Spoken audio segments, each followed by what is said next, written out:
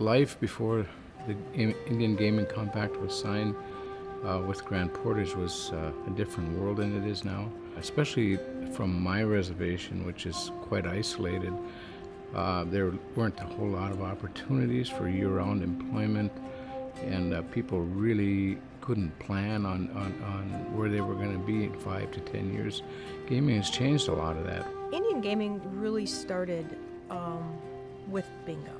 One of the most important unsung hero of Indian gaming were those individuals who the bands hired to work in the bingo halls, the people who opened the doors every day or every night, not knowing whether or not it would be police officers they were letting in, who ultimately would then close the place down, arrest everybody, and they'd be facing criminal charges.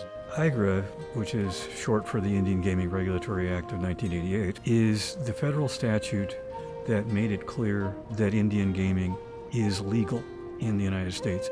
The reason Minnesota was the first state to have any tribal state compacts negotiated was we had already negotiated agreements on taxation issues. There had been agreements negotiated over hunting and fishing rights. The relationships between tribes and not only the state officials here in St. Paul, but even the local elected officials in their communities was good. The people who were important in moving gaming forward in Minnesota would be Chairman Art Gabal from Mille Lacs, and then his successor, Marge Anderson, who I think really was a rock foundation. Norman Crook Sr., who the story is that he went to Florida and met with some people at the Seminole who were doing this big bucks bingo and came back, and so Norman probably has more to do with it than anybody, because it was his idea and he figured out how to do it and he brought it home and he was very willing to share it with all the other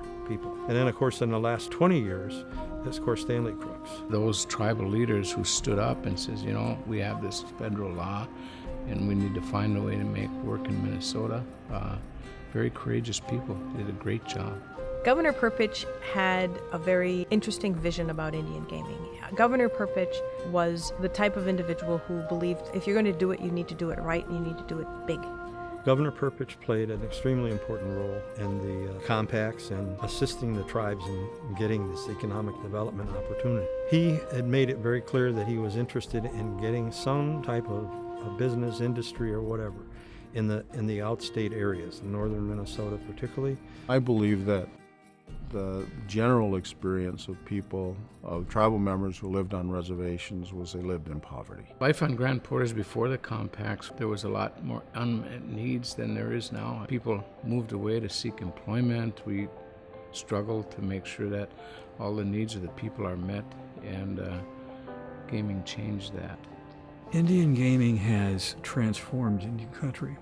Tribal members have jobs if they want them. Tribal governments have revenues from gaming that they can use to address their particular problems. These revenues are not subject to strings from outside. These revenues are available to do what each individual tribe needs to have done. That is a complete change from pre-Indian gaming time. It's the biggest thing that they've had probably in their history to allow them to assert their tribal sovereignty, their self-governance. All of a sudden they had a tax base of sorts. They'd never had that before. The tribes never took one thin dime from the state or the federal government to build their gaming enterprises. It was all self-financed. The fact that greater Minnesota and the geography of where the casinos are located, the benefit to greater Minnesota has been the increase in enhanced property values, the increase in traffic in and around those areas so that other businesses are benefiting. A lot of things that people don't normally think of. There are unmet needs in Indian country.